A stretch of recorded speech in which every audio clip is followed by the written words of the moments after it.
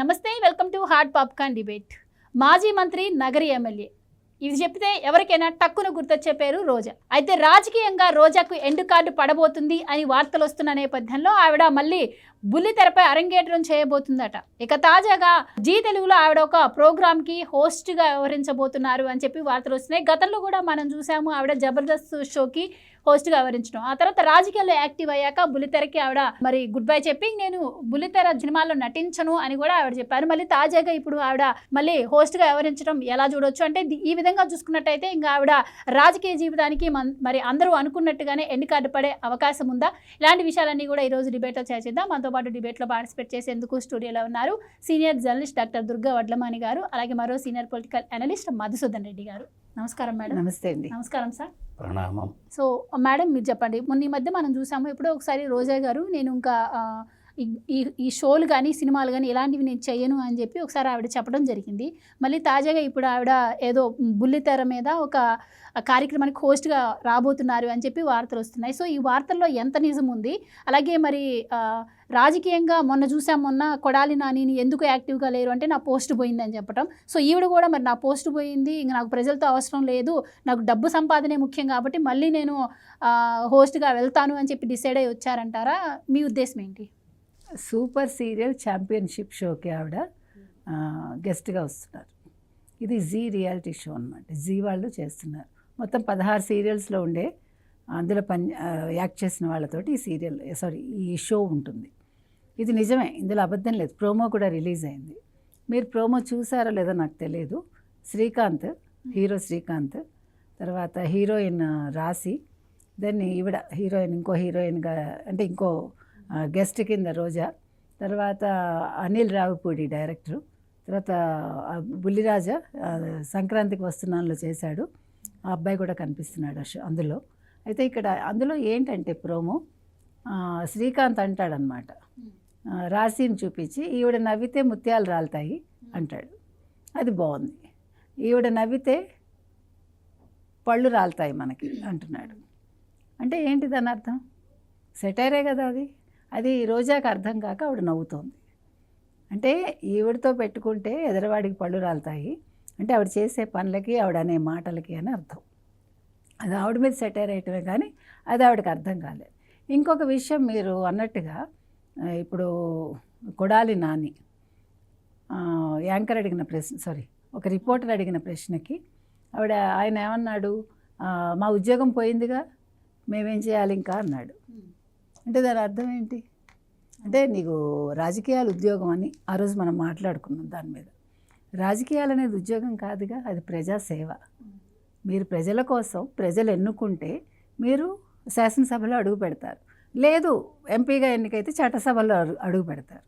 అంటే అంత ఇంగిత జ్ఞానం లేనివాడు, చదువు రానివాడు ఒక ఎమ్మెల్యేగా 5 ఏళ్ళు పనిచేశాడు. అది ప్రజల దౌర్భాగ్యం. ఇవాళ నాకు పదవి లేదు కాబట్టి, నాకు సంపాదన లేదు కాబట్టి నేను ప్రజలను పట్టించుకోను అనేది ఆయన ఉవాచ. ఇక ఈవిడ మీరు చెప్పినట్టుగా అసలు నగరి ప్రజలు, ఆవిడ అంది కదా పవన్ కళ్యాణ్ని, నువ్వు ఒక వార్డు మెంబర్గా కూడా కాలేవు, నిన్ను అసెంబ్లీ గేట్ తాకనివ్వను అంది. నగరి మహిళలు ఏమన్నారు, నువ్వు మమ్మల్ని మున్సిపాలిటీ గేట్ కూడా ముట్టుకోనివ్వలేదు, సో నిన్ను నగరిలో అడుగు పెట్టనివ్వవు అన్నారు. సో నగరి ప్రజలందరూ కూడా బలుక్కుని ఈవిని ఫుట్బాల్లో తంతే ఇప్పుడు జీటీవీలో వచ్చి పడింది. అంటే ఎక్కడి నుంచి అక్కడికి ఆవిడ ప్రస్థానం చూడండి. ఒక సినిమా హీరోయిన్గా ఉన్నప్పుడు కూడా ఆవిడ మీద చాలా నెగిటివ్ ఉంది లాస్ట్లో కూడా. ఆవిడ సినిమాలు కూడా కొన్ని డైలాగ్స్ అవి చాలా వల్గర్గా ఉంటాయి. ఈవెన్ అప్పుడు నిర్మలమ్మని కూడా చాలా కమెంట్ చేశారు, మీకు గుర్తుందో లేదో నాకు తెలీదు, అంటే మీరు చిన్నపిల్లలు కాబట్టి అంత తెలియకపోవచ్చు. కానీ ఆ సినిమాలో ఆ డైలాగ్స్ చాలా వల్గర్గా ఉంటాయి. నిర్మలమ్మ చేత అలా డైలాగ్ చెప్పించడం ఏంటి అనే ఒక మాట కూడా వచ్చింది. అయితే ఆ ప్రస్థానం అయిపోయాక ఈవిడిని కొంచెం ఎలివేట్ చేసి ఒక మంచి గుర్తింపునిచ్చింది జబర్దస్త్ షో ఈటీవీలో, మల్లెమాల వాళ్ళది, అది శ్యామ్ సుందర్ రెడ్డి గారు. కానీ ఇప్పుడు జబర్దస్త్ నుంచి కూడా ట్రై చేసుకున్నారు ఇప్పుడు, కానీ వాళ్ళు తీసుకోలేదు. కానీ ఈవిడ ఎలా ట్రై చేసుకున్నారో మనకైతే అర్థం కాలేదు, ఎందుకంటే అది ఈటీవీలో వస్తుంది. నిన్నటి వరకు మీరు ఈటీవీని తిట్టి, ఏబిఎన్ని తిట్టి, రామోజీరావుని తిట్టి, మళ్ళా నీకు సిగ్గు లేకుండా వెళ్ళి ఎలా అడిగిందో ఇప్పుడు మనకు తెలియదు. ఇప్పుడు ఇక్కడ శ్యామల ప్రస్తావన మాత్రం నేను తీసుకొస్తాను. ఎందుకంటే శ్యామల మన లోకేష్ గారిని ఈయన మహాకుంభమేళాకి వెళ్ళాడు, నిరుద్యోగులను వదిలేశాడు, దుబాయ్కి వెళ్ళాడు అని అడిగింది ఆవిడ. మరి జగన్మోహన్ రెడ్డి గారు ప్యాలెస్లో కూర్చుని అక్కడే ఒక సెక్రటేరియట్ సెట్టింగ్ వేసుకుని 5 ఏళ్ళు ఆయన సెక్రటేరియట్కి వెళ్ళలేదు. మరి శ్యామల గారు దాన్ని ప్రశ్నించాలి కదా, ఎందుకు ప్రశ్నించలేదు? అది కనిపించలేదా శ్యామలకి? అంటే జగన్మోహన్ రెడ్డికి సంబంధించినవేవి ఆవిడకి కనిపించవా? ఎందుకంటే ఒక కథ చెప్పి ఆవిడ అధికార ప్రతినిధి అయిపోయింది ఇవాళ. సో నేను అనేది ఏంటంటే, మరి ఆయన జెరూసలేం వెళ్ళారుగా గతంలో, తప్పే ఉంది? ఏమంటే ఎవరి భక్తి వాళ్ళది, ఎవరి మత విశ్వాసాలు వాళ్ళవి.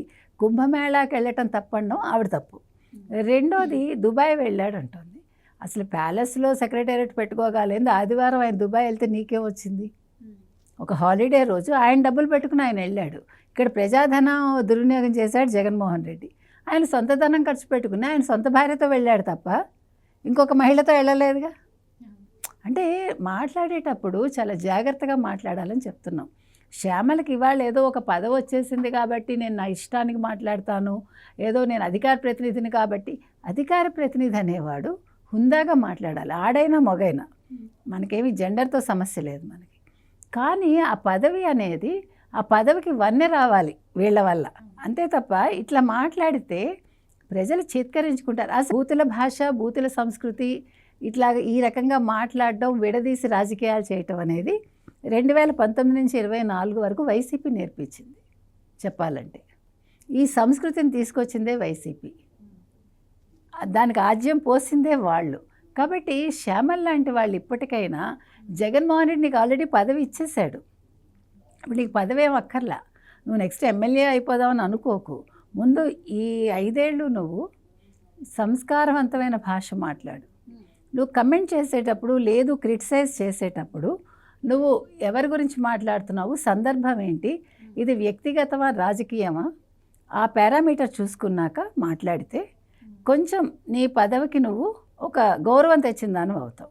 ఇకపోతే రోజా విషయానికి వస్తే, ఈ సీరియల్కి సంబంధించి ఈ మెగా షో ఏదైతే ఉందో, ఈ షోలో ఈవిడ చేయడం గురించి ఎవరికి అబ్జెక్షన్ లేదు. కాకపోతే 2000 కోట్లు ఆవిడ సంపాదించుకుంది. మీకు తెలుసు, గత ప్రభుత్వ హయాంలో 5 ఏళ్లలో ఆవిడ, మీకు గుర్తుంటే 2019 నాటికి ఆవిడకి అప్పులు ఉన్నాయి. 2019లో ఆవిడ మీద అవినీతి ఆరోపణలు వచ్చినప్పుడు జగన్మోహన్ రెడ్డి పిలిచి తిట్టాడని కూడా మనం విన్నాం. ఆ తర్వాత విదిన్ నో టైం ఆవిడ ఒక 7-8 విలాసవంతమైన ఫారిన్ కార్లు, బోల్డ్ ఆస్తులు, విల్లాలు, అపార్ట్మెంట్స్, ఇంకా ఇది అది అని ఏం లేదు. కొడుక్కి ఫస్ట్ బర్త్డే కూడా, అంటే ఆవిడ ఎమ్మెల్యే అయ్యాక కొడుకు బర్త్డేకి ఆవిడ ఒక బెంజ్ కార్ కూడా ఇచ్చింది అని మనం చూసాం. అంటే ఇవన్నీ ఎందుకు చెప్తున్నావు అంటే, ఇంత సంపాదించుకుని ఇంకా నువ్వు, అంటే ఇప్పుడు నువ్వు రాజకీయాలకి తెర పడేద్దామని అనుకుంటున్నావా? తెర పడిందా మీ రాజకీయాలకి? అందుకని మీరు మళ్ళీ ఈ షోలకు వస్తున్నారా? మీరు అసలు ఏం చేయదలుచుకున్నారంటే జగన్మోహన్ రెడ్డిని మీరు వదిలేసినట్టేనా? జగన్మోహన్ రెడ్డి గురించి నిన్న ప్రెస్ మీట్ పెట్టి మాట్లాడింది. మరి ఇప్పుడు అధికార ప్రతినిధిగా ఉంటుందా ఈవిడ, ఈ షోలు చేసుకుంటుందా? రాజకీయాల్లో ఉంటుందా, లేకపోతే షోలు చేసుకుంటుందా?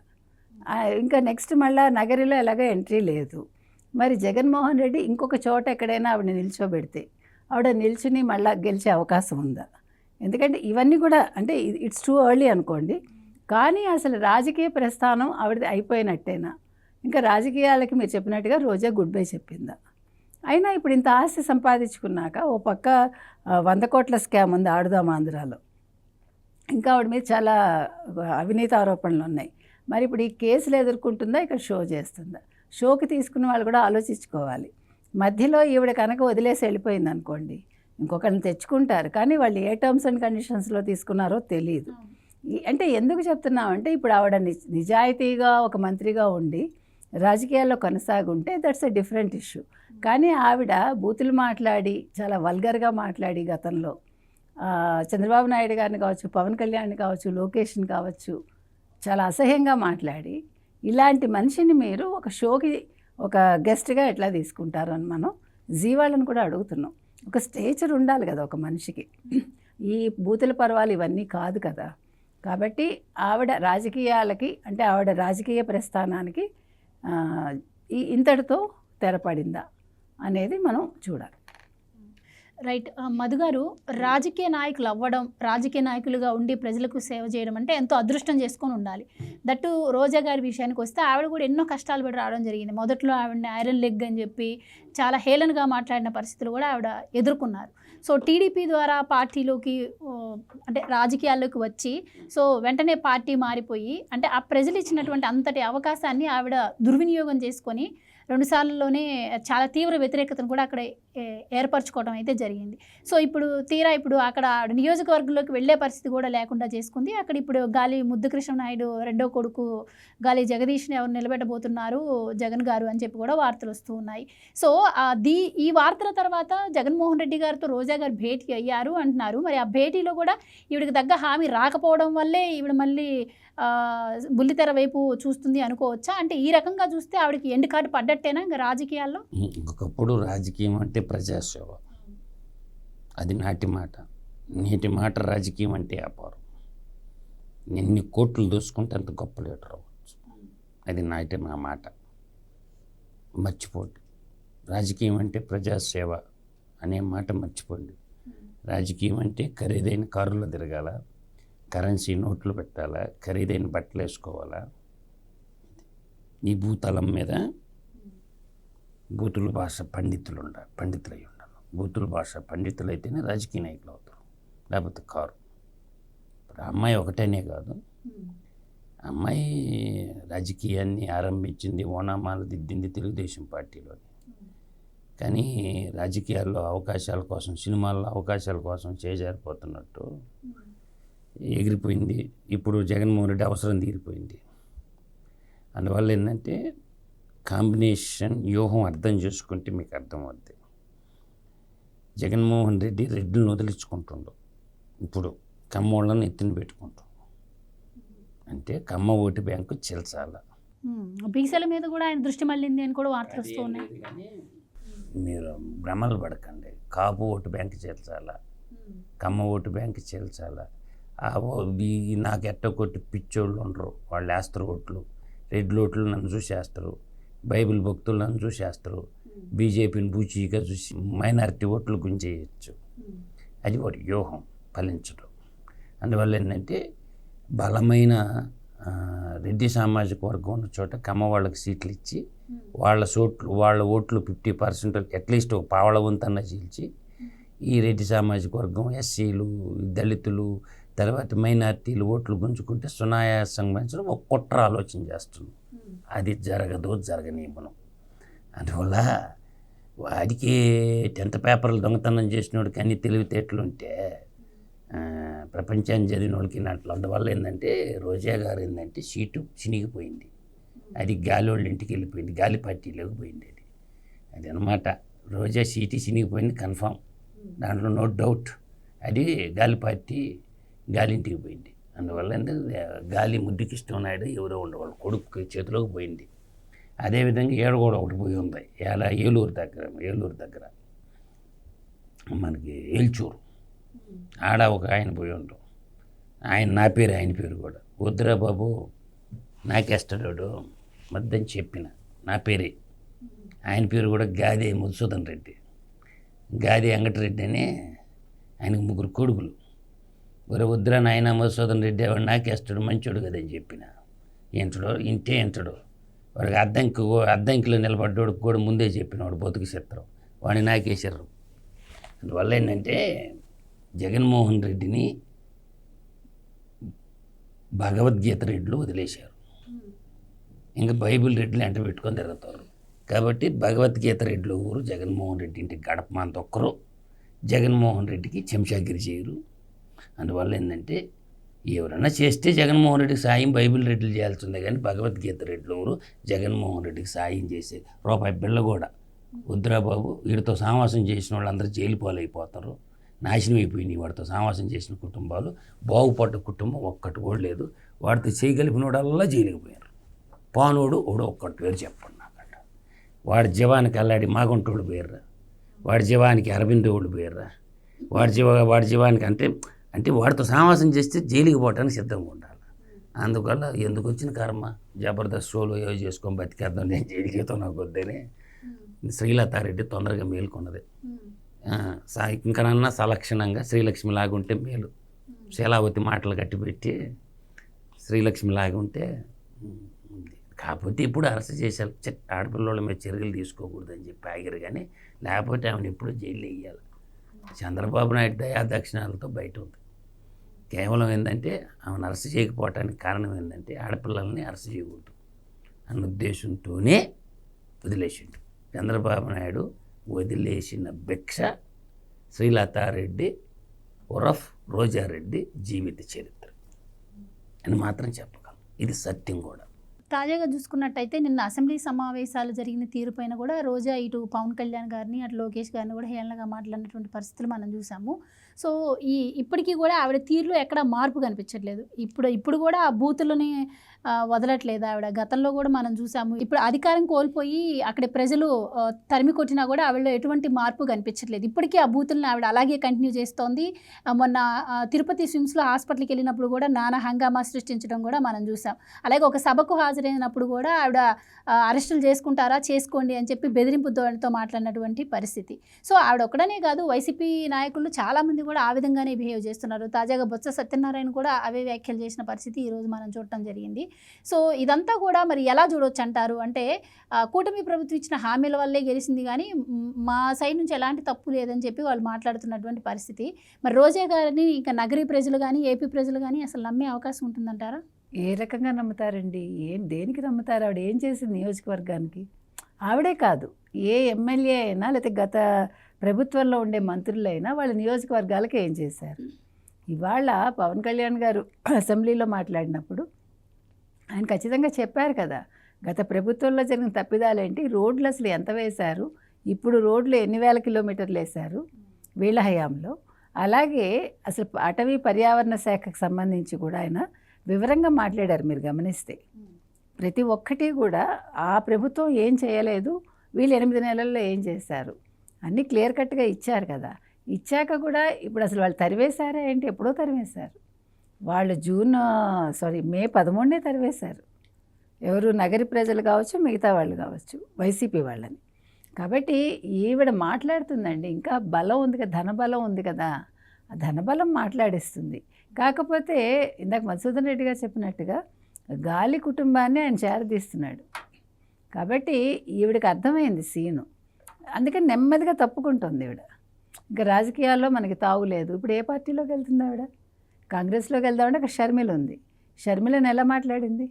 సరే, ఇంకా తెలుగుదేశం వెళ్ళలేదు, జనసేనకి వెళ్ళలేదు ఆవిడ, బీజేపీకి తీసుకోరు. సో ఆవిడ రాజకీయ ప్రస్థానం ముగిసినట్టే.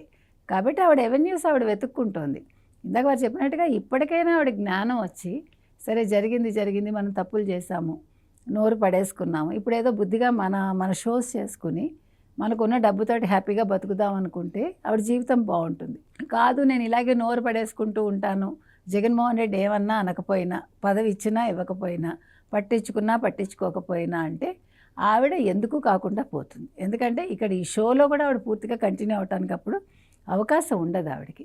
ఎందుకంటే ఇప్పుడు పవన్ కళ్యాణ్ని తిట్టే ముందు ఆవిడ ఆలోచించుకోవాలి, దేనికి తిడుతుంది. ఇవాళ మీరు చూసారంటే సాక్షి వాళ్ళు ఇంకొక 15 ఏళ్ళు నేను చంద్రబాబు గారితో కలిసి ఉంటాను అంటే వాళ్ళు ఎట్లా మాట్లాడుతున్నారో చూసారా? అంటే ఎంత కడుపు మంట వాళ్ళకి. వాళ్ళు ఎప్పుడైతే చంద్రబాబు నాయుడు గారు అరెస్ట్ అయ్యాక మేము కలిసి నడుస్తామని పవన్ కళ్యాణ్ బయటకు వచ్చి చెప్పారో ఆ రోజు నుంచి ఈ రోజు వరకు వాళ్ళ కుట్రలు సాగుతూనే ఉన్నాయి. అండ్ మీకు సిగ్గు లేదా? ఇవాళ చూడండి మీరు, వాళ్ళ సాక్షిలో వాళ్ళు ఇచ్చిన ఏమంటారు ఎపిసోడ్స్ అన్నీ కూడా, వాళ్ళు ఇస్తున్న ఎనాలిసిస్ అంతా కూడా అదే మేడం, బూతులు భాషా పండితుల ఫ్యాక్టరీ కర్మాగారం. అదే, మీకు సిగ్గు లేదా, మీకు బుద్ధి లేదా, మీరు బానిసలుగా ఉంటారా? నీకెందుకయ్యా అసలు, మీకేంటి అవసరం? మీరు చెప్పారు కదా ఇండివిజువల్గా మేము తెచ్చుకోగలమని, మరి తెచ్చుకోపోయారా ఈసారి? అప్పుడేదో 151 వచ్చాయని వెర్రవేగడం కాదు. అప్పుడంటే చెల్లుంది, తల్లుంది, ఇంతమంది మీకు సహాయం చేశారు. ఈసారి నువ్వు ఒంటరివాడు అయ్యావు కాబట్టి నీకు 11 సీట్లే వచ్చాయి. ఇది నీ కెపాసిటీ. ఇప్పుడు జగన్మోహన్ రెడ్డి తెలుసుకోవాల్సింది ఏంటంటే, జగన్మోహన్ రెడ్డి అనేవాడు ఒంటరిగా వెళ్తే 11 సీట్లు రావడమే ఎక్కువ అని జగన్మోహన్ రెడ్డి ఈరోజు తెలుసుకోవాలి. ఈ ఎలక్షన్స్ అతనికి అవి గుణపాఠం నేర్పాయి. నెక్స్ట్ ఎలక్షన్స్కి జగన్మోహన్ రెడ్డికి 1 సీట్ వస్తే కూడా ఎక్కువ, అది జగన్మోహన్ రెడ్డి కెపాసిటీ. కానీ వాళ్ళు కలిసి ఉండడం వల్ల 164 సీట్లు వచ్చాయి. 21 సీట్లు వచ్చి పవన్ కళ్యాణ్ 100% స్ట్రైక్ రేట్ తెచ్చుకున్నాడు. ఇండివిజువల్గా తెలుగుదేశం 134 సీట్లు తెచ్చుకుంది. సో వాళ్ళు కలిసి ఉంటే మీకెందుకు, కలిసి ఉండకపోతే మీకెందుకు, అసలు మీకు ఆ రాజకీయాలు ఎందుకు? కలిసి ఉంటే కలదు సుఖం. అది ఆ బుద్ధి మీకు లేదు. ఉన్న కుటుంబాన్ని విచ్ఛిన్నం చేసుకున్నాక మీకు కలిసి ఉండడం అనేది ఎట్లా తెలుస్తుంది? తెలియదు కదా.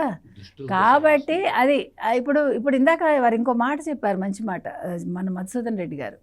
రెడ్లని ఇప్పుడు దూరం పెడుతున్నాడు. ఆయన దూరం పెట్టడం ఏంటి? ఇప్పుడు నిజంగా రెడ్లకు బుద్ధి వచ్చి ఉంటే జగన్మోహన్ రెడ్డిని దూరం పెట్టాలి. ఎమ్మెల్యేలు కావచ్చు, ఎంపీలుగా కావచ్చు, పనిచేసిన వాళ్ళందరూ ఈరోజు జైలు మెట్లే ఎక్కుతున్నారు, సెల్లోకే వెళ్తున్నారు వాళ్ళు. కాబట్టి జగన్మోహన్ రెడ్డితో ఉంటే మన బతుకులు ఇంతే, మన ఈ రాజకీయాలు చేయొద్దు అనుకుంటే, ఈవెన్ ఇప్పుడు కమ్మ వాళ్ళు కూడా కొంచెం ఆలోచించుకోవాలి. ఆయనతో అంటకాగే ముందు ఆయన మాటల ప్రలోభాల్లో పడి వాళ్ళు మళ్ళీ ఫ్యూచర్ ఇది చేసుకోకూడదు. ఇప్పుడు కమ్మ వాళ్ళు ఆలోచించుకోవాలి, ఒకవేళ కాపులు కూడా ఆలోచించుకోవాలి, బీసీలు కూడా ఆలోచించుకోవాలి. తొందరపడి కనుక జగన్మోహన్ రెడ్డి మాటలు నమ్మి ఆయన ఇచ్చే వాటికి ఆశపడి ఆ ఎరకి కానీ వాళ్ళు బలయ్యారంటే నెక్స్ట్ వాళ్ళు జైలు వచ్చలే లెక్క పెట్టాలి, ఊగిసలాడాలంతే. కాబట్టి అది వాళ్ళు ఆలోచించి ఏదేమైనా రోజాకి కూడా మనం చెప్తున్నామండి, ఇంకా మీరు ఇప్పటికైనా కొంచెం మిమ్మల్ని మీరు, మీ నాలుకని మీరు కంట్రోల్లో పెట్టుకుని, మీరు ఒక మంచి గృహిణి, మీరు అదేవిధంగా రాజకీయాలు అయిపోయాయి మీకు, ఇంకా మీరు మీ షో ప్రస్థానంలో ఒక మంచి పేరు తెచ్చుకుని మంచి వ్యక్తిగా గుర్తింపు తెచ్చుకోమని. నూరు మున్సిపాలిటీ అయిపోయినా మనం చూసాం ఎలక్షన్స్లో వైసీపీ ఓడిపోయిన తర్వాత ఇప్పుడు చాలా రోజులు కనపడకుండా వెళ్ళిపోయారు. సో ఆంధ్రప్రదేశ్లో అడుగు పెట్టడానికి ఆవిడ మరి భయపడ్డారు. అండ్ ఆవిడ పార్టీ కూడా మారబోతున్నారు చాలా చోట్ల. అలాగే బీజేపీకి ట్రై చేశారు, పవన్ కళ్యాణ్ పార్టీలో చేయడానికి ట్రై చేశారు, అవసరమైతే వేరే రాష్ట్రంలో వేరే పార్టీలో కూడా చేద్దామనుకున్నారు. కానీ ఎక్కడ అవకాశం రాకపోవడంతో మళ్ళీ తిరిగి వచ్చారని చెప్పి అప్పుడు మనం విన్నాము. కానీ ఇప్పుడు చూసుకున్నట్టయితే మరి అసలు రోజా గారు నిన్న అసెంబ్లీ గురించి మాట్లాడటం కావచ్చు, కొడాలి నాని గారు ఇందాక నేను మేడంని అడిగినట్టు, అంటే మా పోస్ట్ అయిపోయింది, మా డ్యూటీ అయిపోయింది, అందుకని మేము యాక్టివ్గా లేము అని చెప్తున్నారు. మరొక పక్క జగన్మోహన్ రెడ్డి గారు చూస్తే అసెంబ్లీకి నాకు ప్రతిపక్ష హోదా ఇస్తేనే నాకు ప్రజలు, లేకపోతే నాకు రాష్ట్రము లేదు, ప్రజలు లేదన్నట్టు ఆయన బిహేవ్ చేస్తున్నారు. సో ఇప్పుడు రోజా గారు కూడా మరి ఆవిడ బుల్లితెర వైపు ఆవిడ చూస్తూ ఉన్నారు. సో అంటే వీళ్ళు ఈ పదవిని లేకపోతేనేమో అధికారాన్ని వాళ్ళు అంటే ఒక జాబ్ లాగా చూసుకున్నారా? అంటే ఇప్పుడు అధికారాలు పోయాయి కాబట్టి వాళ్ళకి ప్రజలు అవసరం లేదంటారా? వాళ్ళ ఆదాయ మార్గాలు వాళ్ళు చూసుకుంటున్నారు అనుకోవచ్చా? నేను స్టార్టింగ్లో చెప్పాను, గతంలో రాజకీయం అంటే ప్రజాసేవ, నేడు రాజకీయం అంటే వ్యాపారం. సో ఆ రాజకీయ వ్యాపారంలో పెట్టుబడి పెట్టాలంటే అది భాగ్యలక్ష్మి బంపర్ లాట లాంటిది, కేరళ లాటరీ తెలియదు. అందువల్ల ఏంటంటే ఇది సంపాదించుకుని పోగొట్టుకోవటం ఎందుకు, ఇప్పుడు 5 ఏళ్ళు ఖర్చు పెట్టాలి, మళ్ళీ తర్వాత గెలష్టమో లేదో, ప్రభుత్వం వస్తుందో లేదో. రెండోది ఆ యువజన శ్రామిక రైతు సైకో ఫ్యాక్టరీ, అది పొలిటికల్ పార్టీ కాదు, అది సైకో ఫ్యాక్టరీ అన్నమాట. ఆ సైకో ఫ్యాక్టరీలో పనిచేస్తే వాళ్ళు మాటలు ఈ భూతలం పైన వాళ్ళు బూతు భాషా పండితులు ఉంటారు, వాళ్ళు రాసి ఇచ్చిన స్క్రిప్ట్ చదవాలి, తద్వారా జైలుకి పోవాలి, తర్వాత బెయిల్ తెచ్చుకోవాలి, జైలుకి బయలుకి మధ్య ఊగిసలాడాలి. నోరు చూస్తేనే మున్సిపాలిటీ అయిపోయా. ఆ మున్సిపాలిటీ భాష మాట్లాడాలంటే మనం కష్టం కదా. అందుకని ఆల్రెడీ పవన్ కళ్యాణ్ గారు చెప్పున్నాడు, 15 ఏళ్ల పాటు ఈ కూటమిని చెక్కు చెదరనివ్వను, ఆంధ్రప్రదేశ్ పునర్జీవం వైపు నేను అడుగులేస్తున్నాను అని చెప్పాడు. కల్మషం లేకుండా చెప్పాడు, నిర్మోహమాటంగా చెప్పాడు. ఇంక ఎట్టి పరిస్థితుల్లో పవన్ కళ్యాణ్ కూటమిని వదిలే పనే జరగదు. అది క్లారిటీ అయిపోయింది. ఇంకా చేజిక్కిన సామ్రాజ్యాన్ని కాలదన్నుకున్న కర్ణుడు కురుక్షేత్రంలో నానాకి హింసపడి చచ్చిందంట. వాళ్ళ నాన్నను చూసి జగన్మోహన్ రెడ్డికి 154 సీట్లు ఇస్తే, 151 సీట్లు ఇస్తే కన్ను మిన్ను కానక కంట కావరం ఎక్కి ధన మదంతో, అధికార మదంతో విడిగా పరిపాలన చేసి రాజ్యాంగాన్ని తొక్కలో దొక్కి పూడల వాడొక ప్రభువులాగా భావించుకొని పూడల వ్యవస్థని సృష్టించుకొని ఒక కోట కట్టుకొని గడి కట్టుకొని ఆ గడిలో వాడుంటూ గడియలు పాలన చేసిండు. ప్రజలందరూ అసహించుకున్నారు. వాళ్ళ నాన్న చూసి ఓటేశారు, జలగరెడ్డిని చూసి ఓటేయలే. మొన్న 2024 జనరల్ ఎలక్షన్లో ఇవ్వబడ్డ ఓటు జగన్మోహన్ రెడ్డి పాలన చూసేశారు.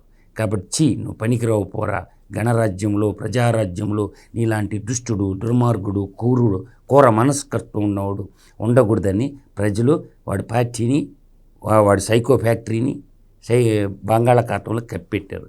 ఇంకా ఫ్యాక్టరీ తెరిచేది లేదు, లాకౌట్ అయిపోయింది.